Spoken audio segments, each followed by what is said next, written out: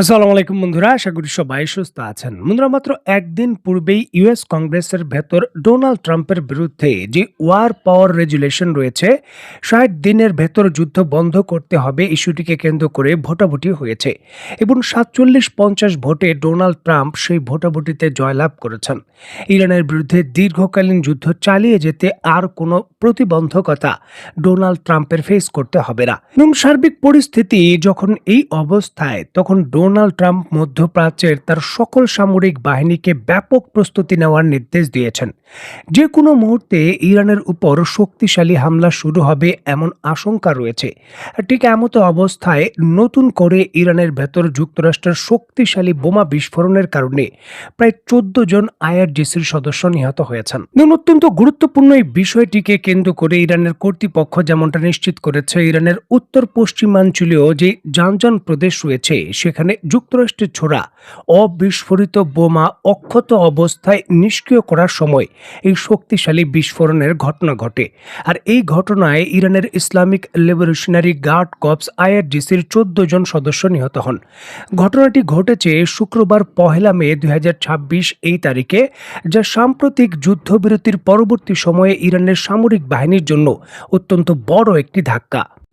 ইরানের দেওয়া তথ্য অনুসারে এই বিস্ফোরণটি জানজান প্রদেশের একটি দুর্গম এলাকায় ঘটে, যেখানে আইআরজিসির যে পোস্ট রয়েছে তাকে লক্ষ্য করে আকাশ থেকে যুক্তরাষ্ট্রের বিভিন্ন ধরনের শক্তিশালী বোমা নিক্ষেপ করা হয়েছিল, যার অনেকগুলোই কিন্তু অবিস্ফোরিত অক্ষত অবস্থায় মাটির নিচে থেকে যায়। বর্তমানে ইরানের প্রযুক্তিবিদরা সেগুলো উদ্ধার করে রিভার্স ইঞ্জিনিয়ারিং এর জন্য চেষ্টা করছেন। আর এই জন্যই কিন্তু বোমাগুলো বিস্ফোরণ সরাসরি না ঘটিয়ে অক্ষত অবস্থায় উদ্ধারের তাদের প্রচেষ্টা ছিল।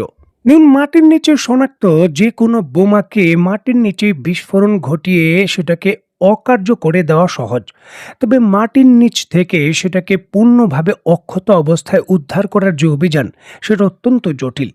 যুক্তরাষ্ট্র ইরানের বিরুদ্ধে তার বিভিন্ন ধরনের গাইডেড বোমা ব্যবহার করেছে, যেগুলো জিপিআরএস সিস্টেমের মাধ্যমে প্রায় ৫ থেকে সর্বোচ্চ ২০ কিলোমিটার দূর থেকেও নিখুঁতভাবে গ্লাইড করে হিট করতে পারে। এটি খুবই ক্রিটিক্যাল প্রযুক্তি।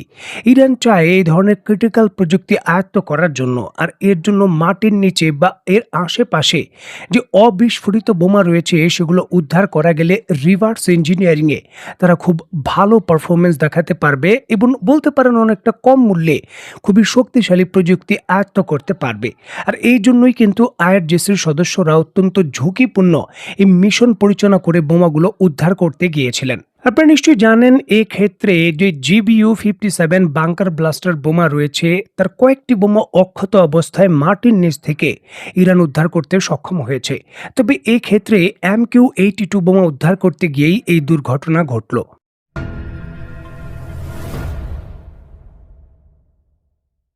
দেখুন, ইরানের ভেতর যুক্তরাষ্ট্রের প্রযুক্তি রিভার্স ইঞ্জিনিয়ারিং এর জন্য অক্ষত অবস্থায় পুনরুদ্ধারের জন্য যখন বিস্ফোরণের ঘটনা ঘটেছে, ঠিক এমতো অবস্থায় ইরানের বিরুদ্ধে শক্তিশালী নতুন সামরিক মিশন পরিচালনার জন্য যুক্তরাষ্ট্রকে চাপ দিচ্ছে সংযুক্ত আরব আমিরাত। সংযুক্ত আরব আমিরাত পরিষ্কারভাবেই তার বক্তব্যে দাবি করেছে যে হরমুজ প্রণালীর ইস্যুকে কেন্দ্র করে ইরানকে বিশ্বাস করা যায় না। অত্যন্ত গুরুত্বপূর্ণ এই বিষয়টিকে কেন্দ্র করে সংযুক্ত আরব আমিরাতের যিনি নিরাপত্তা উপদেষ্টা রয়েছেন আনোয়ার গারগাস, তিনি তার বক্তব্যে দাবি করেন, প্রতিবেশী দেশগুলোর উপর ইরানের বিশ্বাসঘাতকতামূলক আগ্রাসনের পর হরমুজ প্রণালীতে নৌ চলাচলের নিরাপত্তা বা জাহাজ চলাচলের স্বাধীনতার বিষয়ে ইরানের কোনো একতরফা ব্যবস্থার উপর বিশ্বাস রাখা যায় না। উপসাগরীয় দেশগুলোর উদ্বেগের উপর জোর দিয়ে তিনি বলেন, হরমুজ প্রণালীতে নৌ চলাচলের স্বাধীনতার জন্য আন্তর্জাতিক আইন এবং যৌথ আন্তর্জাতিক বাহিনীর প্রধান নিশ্চয়তাই হলো গুরুত্বপূর্ণ বিষয়। ইরানের কোনো একতরফা পদক্ষেপ এখানে নিশ্চিত নয়।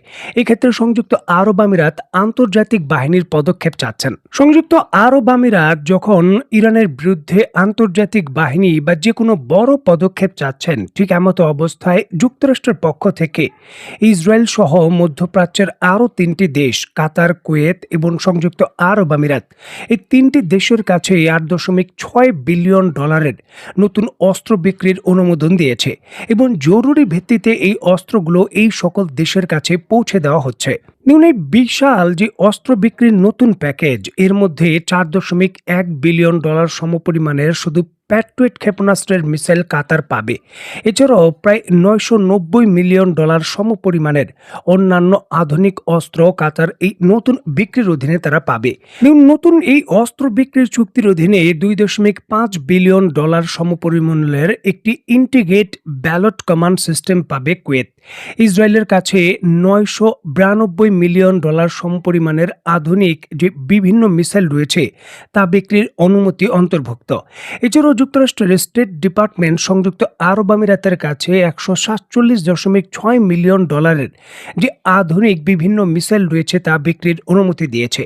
সামরিক বিশেষজ্ঞরা বলছেন যে হঠাৎ করেই $8.6 বিলিয়ন এই নতুন অস্ত্র বিক্রি এবং সরবরাহের যে প্রক্রিয়া ইরানের বিরুদ্ধে এই দেশগুলোকে প্রস্তুত করারই একটা অংশ। যে কোনো ধরনের হামলায় এই দেশগুলো তার আকাশ প্রতিরক্ষা ব্যবস্থাকে আবার সুসজ্জিত করে ইরানের বিভিন্ন ধরনের হামলার বিরুদ্ধে যাতে প্রতিরোধ গড়ে তুলতে পারে তার অংশ হিসাবেই কিন্তু জরুরি ভিত্তিতে এই অস্ত্র বিক্রির অনুমতি দেওয়া হলো, যেখানে খুদ যুক্তরাষ্ট্রের অভ্যন্তরেই অস্ত্র উৎপাদন এবং মজুদের সংকট রয়েছে বলে বিভিন্ন তথ্য প্রকাশ্যে আসছে।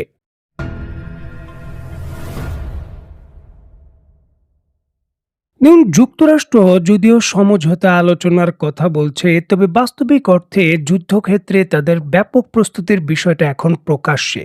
তারা যেইভাবে নতুন করে তাদের বিভিন্ন যুদ্ধ জাহাজগুলো রিফিউল করেছে, মিসাইল মোতায়েন করেছে এবং উপসাগরীয় দেশগুলোর কাছে যেইভাবে নতুন করে অস্ত্র বিক্রি করেছে এবং সেগুলো ডেলিভারি দিচ্ছে, পরিষ্কারভাবেই রিলোড করা হচ্ছে ইরানের বিরুদ্ধে পুরো আঞ্চলিক শক্তিকে। এমতো অবস্থায় ইরানের পররাষ্ট্রমন্ত্রী আঞ্চলিকভাবে বিভিন্ন দেশের পররাষ্ট্রমন্ত্রীর সঙ্গে বলা হচ্ছে অন্তত 6টি দেশের পররাষ্ট্রমন্ত্রীর সঙ্গে টেলিফোন আলাপ করেছেন। দেখুন, ইরানের আধা সরকারি সংবাদ মাধ্যম মেহিন নিউজ এজেন্সি এবং তাসনিম নিউজ তাদের খবরে নিশ্চিত করছে তুরস্ক, মিশর, কাতার, সৌদি আরব, ইরাক এবং আজারবাইজান এই সকল দেশের পররাষ্ট্রমন্ত্রীর সঙ্গে পৃথকভাবে ইরানের পররাষ্ট্রমন্ত্রী আগারচি টেলিফোন আলাপ করেছেন। সেখানে পরিষ্কারভাবেই কিন্তু ইরানের যে অবস্থান রয়েছে তা পরিষ্কার করা হয়েছে।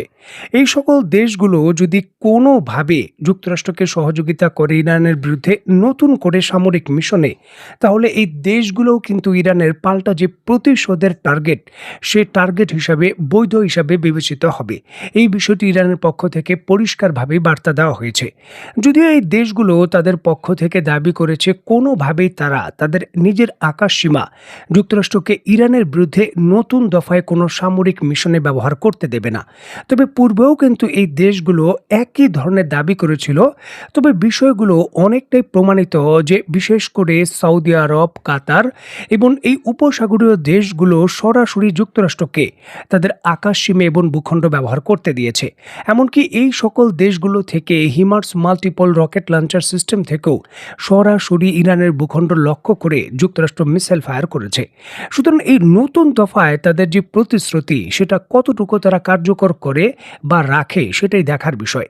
তো বন্ধুরা, আজকের মতো বিদায়। নতুন কোনো ভিডিও নিয়ে আবার দেখা হবে। সেই পর্যন্ত সবাই ভালো থাকবেন, সুস্থ থাকবেন এবং বাংলাদেশকে ভালোবাসবেন। আল্লাহ হাফেজ।